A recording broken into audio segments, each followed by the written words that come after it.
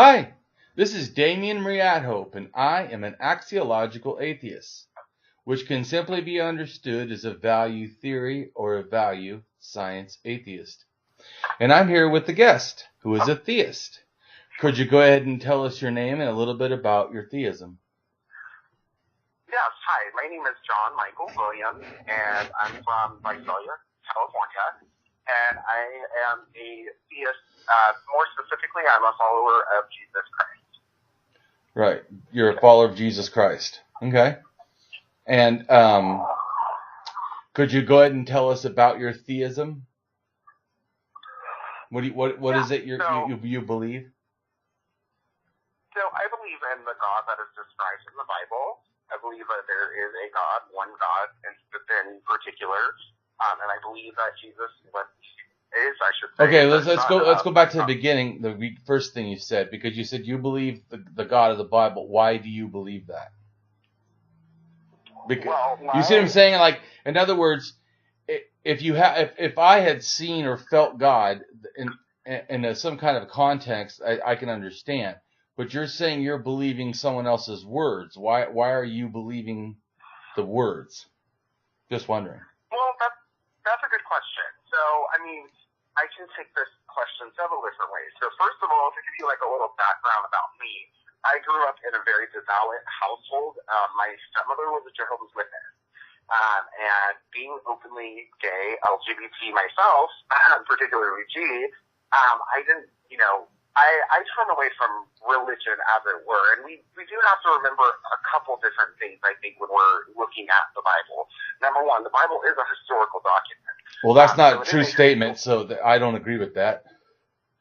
It is a pseudo history mixed with some history. That's more accurate.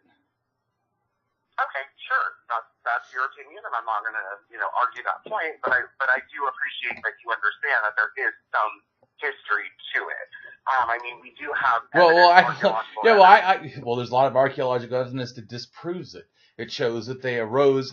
First off, genetic evidence shows that the Jews go back 4,000 years ago to just below in Lake Van, just below Mount Ararat in southeast Turkey. 20,000 years before that, they were up in Europe, and before that, they're no different than the general population of Europe. I mean... And who is that you're referring to? I'm sorry? The Jews. I'm talking about the ones that, about the Bible itself. How do we get to the Jews, though? Well, because you said you believe in the God of the Bible. How could you say that you don't relate to the Jews when the God of the Bible is relating to the stories of the Jewish religion, and then goes from there to Jesus? So that's not what I said. I didn't say I don't relate to the Jews. I'm just asking how we arrived at that conclusion to that point. So I'm very happy to have a conversation with you, but right. You've asked me a few different questions, and I haven't been able to really get out any. No, I asked you a specific question, and then you said, "Let me tell you a little bit about my life," which is not what I asked.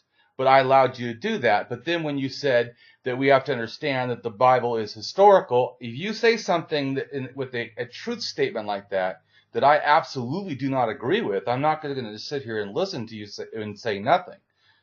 So you didn't answer my question about what a God was. You went into your life, which is fine. I have no problem with that. But then when you make a statement that I don't agree with, I'm going to say something.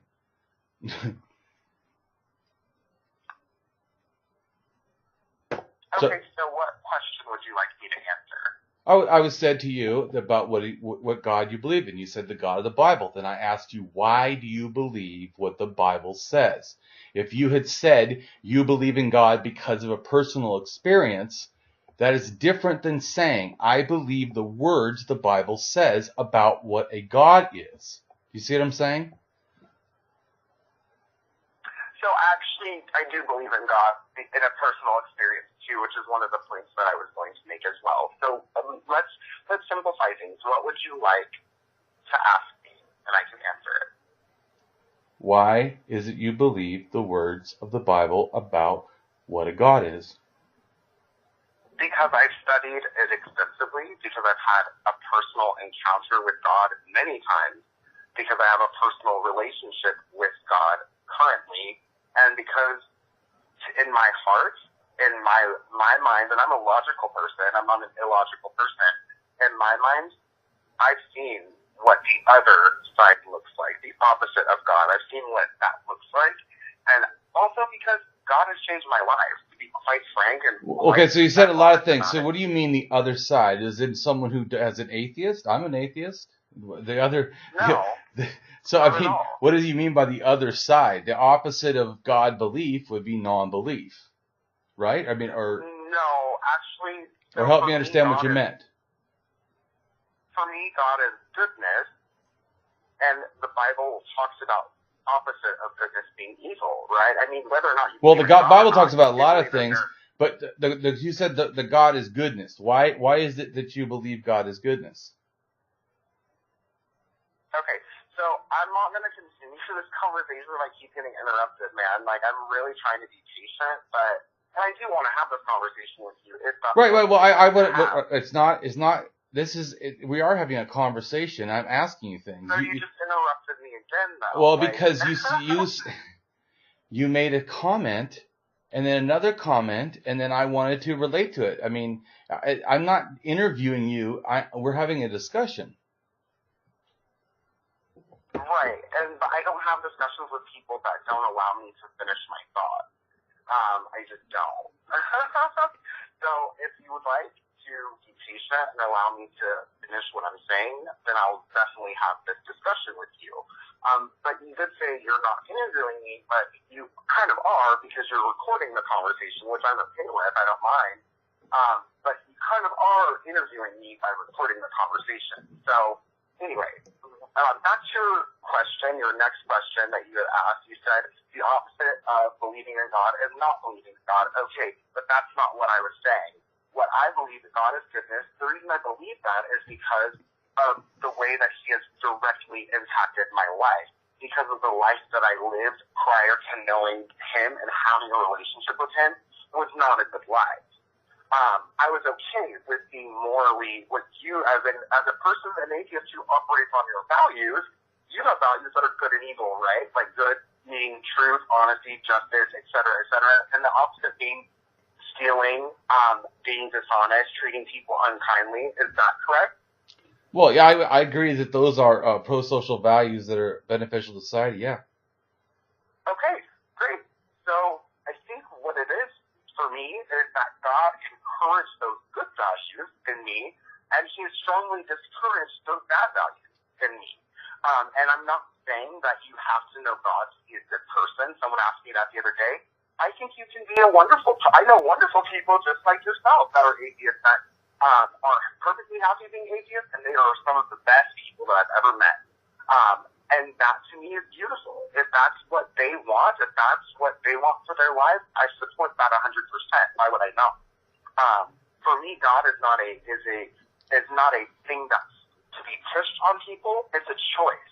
It is a decision. It's a would you rather. Would you rather believe in God and that there's something after we die, or would you rather not? And I don't discourage anyone from exploring whatever option is best for them. You know. So does that answer your question, or would you like to follow up? Well, of course. So is God real, or is you said that is it better to have one or not? Is God real? How do you know that? God is that's a great question. To me, God is absolutely real, and I want to apologize. I didn't mean to interrupt you. I thought you finished your question, so I don't want to do the same thing to you, and I apologize.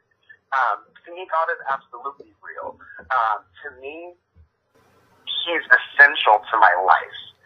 And I don't begrudge anyone who doesn't believe that. I don't begrudge anyone who doesn't believe that. But for my life, for my choice, He absolutely is real. And I could be wrong. I think we theists have a tendency to say, if this is an absolute, He is real, I am not wrong, period. And I try to not take that approach, because I try to say, I could be wrong, but I choose to believe this because for me, it makes sense. For me, it's the right thing to do. For me, it lets me live my life in a better way, and it lets me be a better person to people. Whether you agree with the Bible or not, there's boundless wisdom in there to be used in your life. We use so many expressions in our everyday language that we don't even know came from the Bible. We don't even realize they came from the Bible. So. Well, every culture where the religion is the dominant culture will use phrases from that culture. In other words, Christianity is not special. If you go to a country run by Islam, I can guarantee that they'll have phrases, common use, even in the culture for people that are not, devout, will still say stuff that are just quoting out of the Quran or coming up with Quranic, in a sense, ideas. No different than if you're in a Hindu area or if you're in Africa and it's, indigenous religion. It really, to me, doesn't matter. You're just saying that the thing is that people believe and that we say only relates to the fact that it's just common to this culture. Sure.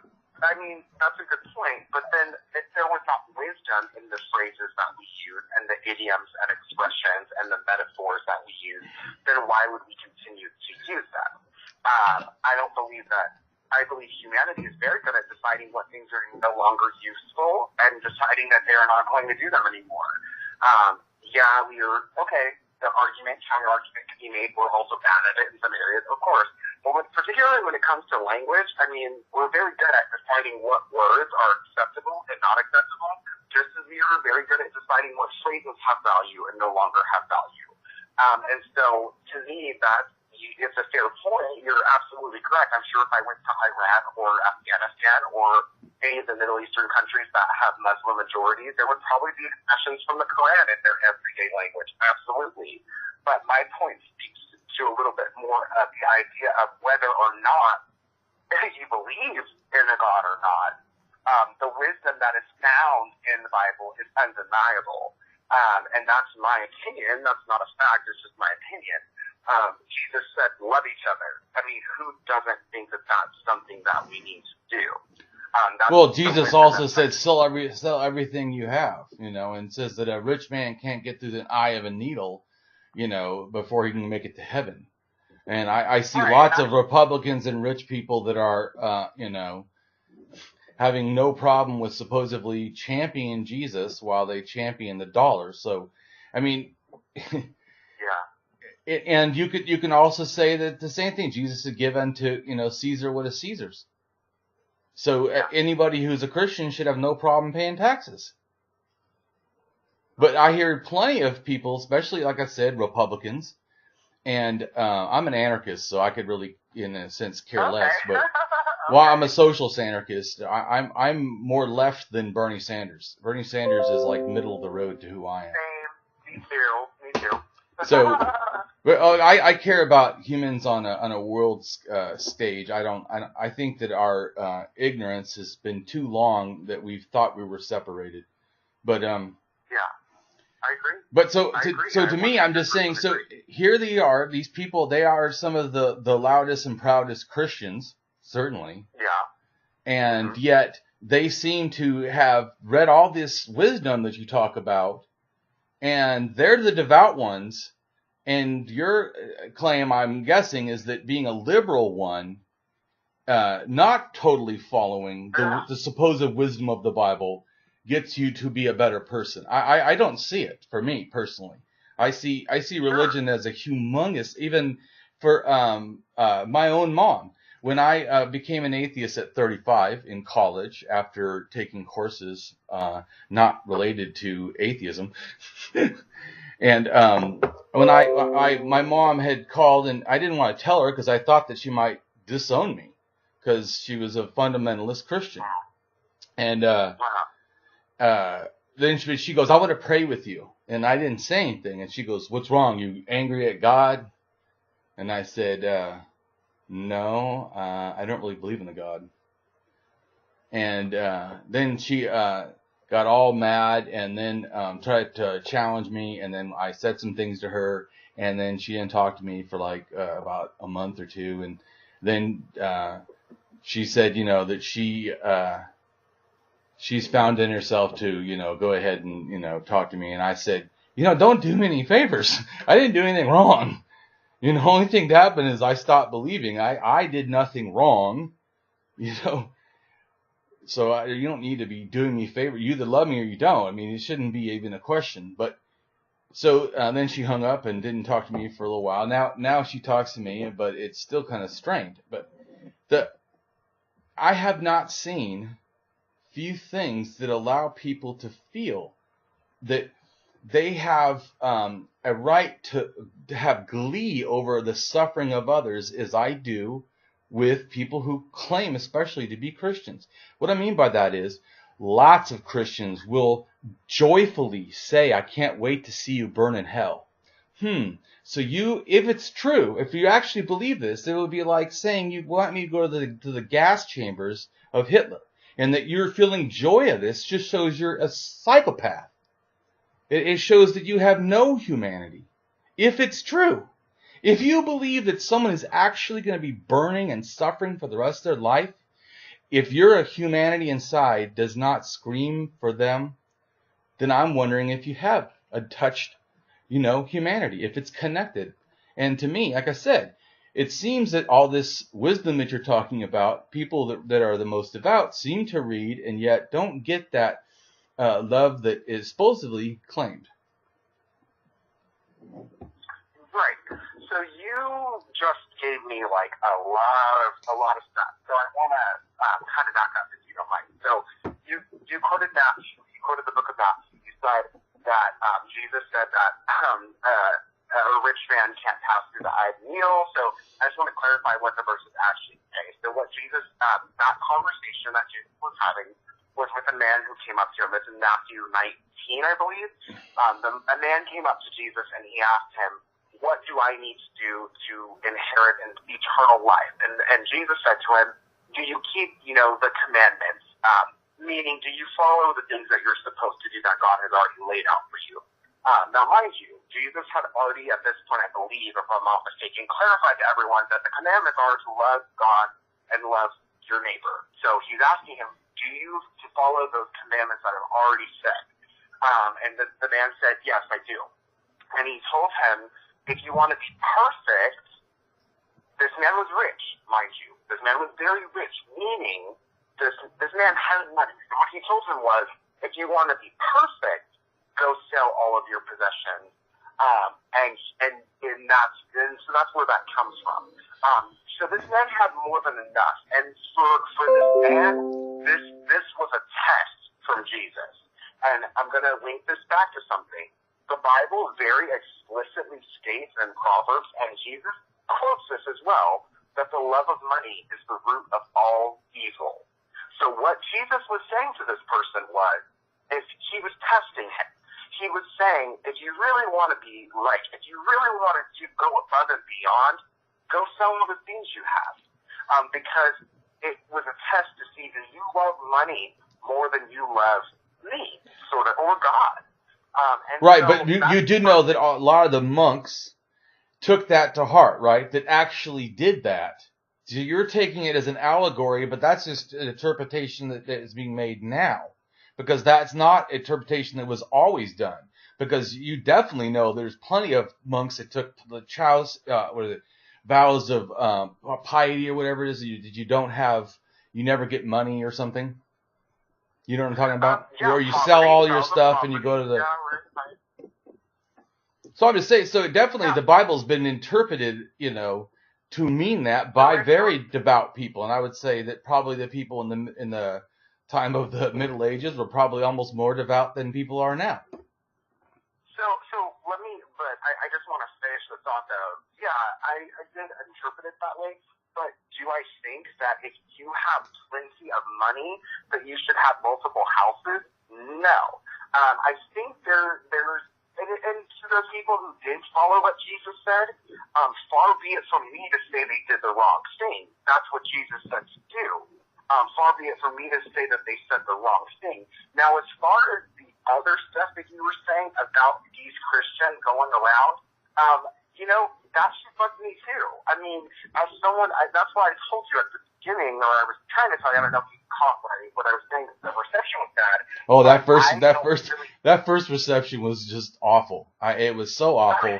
I mean, I got like one or two words. I'm like, I can't do, this is not workable.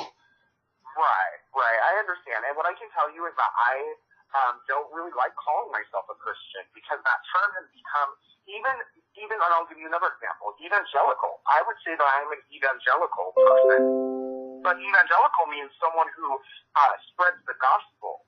And so even evangelical has been perverted by these people who claim that they know Jesus, and they claim that they love God, et cetera, et cetera. They're the loudest ones to say that they love God. They're the first ones to stand up and say hallelujah whenever something happens. But, evangelical, all it means is someone who spreads the gospel of Jesus Christ. And so I hesitate to even call myself that sometimes, because those words, evangelical and Christian, have become so perverted by people who claim to know Jesus, and they don't. But here's the thing. Jesus said it was going to be like that. If you read the Gospel of John, he talks about how there's going to be a lot of people who are going to come up, and they're going to say to me in the end of days, they're going to say, didn't I do a good job? I did such a good job. I talked to everyone about you. And Jesus is going to say to them, this is his response, when I was hungry, you didn't feed me. When I was sick, you didn't give me medicine. When I was in the hospital, you didn't come visit me. And I'm paraphrasing here, but when I was in prison, you didn't come visit me. When I needed help, you didn't lift me up. And so I don't know. Right, but and one interesting thing is that sounds like the hippie Jesus, that I would agree with, other than the fact that I know he's just talking about the children of Israel. Because when as the woman that asks, can you heal my child with the demons? And he says to her, no, I have only come here for the children of Israel. And because she was a Canaanite woman. And then she asks him again. And then he says, if you have the faith, then I will, go ahead and cure you. Any moral person to me that wouldn't just cure a child, supposedly comes for the whole world. He could cure her in a heartbeat. But to me, it just shows that Jesus' ideas are not always towards the whole world. To me, what's interesting is you don't really hear about Jesus for the whole world until after Jesus dies. He clearly says, I have come here for the children of Israel. And then he even said to her, why should I give, I've come for them. Why should I give it to the scraps to dogs? And then she said, well, even, dogs deserve the scraps or whatever. Then he's like, oh, because you have faith. I would definitely encourage you to read that story again. I would definitely. Oh, I have a blog on it. So I have already read that story. I find it offensive. I find it racist. And offensive, and to me, offensive in the way that not just about the fact that it's because it's a Canaanite compared to a person who was Israeli or Jewish or whatever. It's also because it was a child. If it was just that he wouldn't heal the woman, it wouldn't bother me as much. But anyone who can heal a child and would even have to think about it, it's wrong. That's not a good moral person. Not in my book. No matter who's claimed the person to do it. So the way that I remember that story going, and I'll definitely look again, is not anything like you described. The way I remember the story going is that Jesus told the woman, it's already done, and then he turned to his apostles and said, she has more faith than all of you. Well, yeah, he said that. Yeah, well, yes, that's the ending of what I said. Yeah, he did finally heal her. Yes. I have to go, man. I have to go. I'm not trying to be rude or anything, but I really just, it's like 3 times in the last 10 minutes you've interrupted me, and I'm trying to do my best to be patient. And I'm tired. I've had a long week, and today I had a really difficult class. Yeah, that's fine. So maybe another time we can try this conversation again, okay? Yep. All right. Bye. Okay, take care.